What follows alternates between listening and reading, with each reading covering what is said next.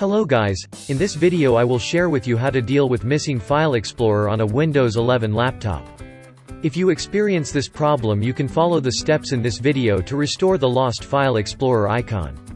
The first step, click Start below to search for File Explorer.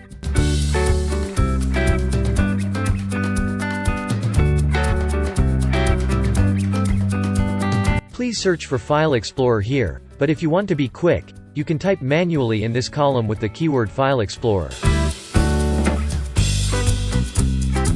If you have found it, right-click on your mouse, then click Pin to Taskbar, so that the File Explorer returns to the taskbar.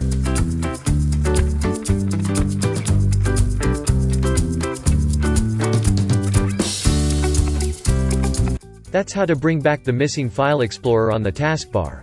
I hope you like this video. Don't forget to click subscribe and press the bell button so you get notifications of the latest videos from this channel.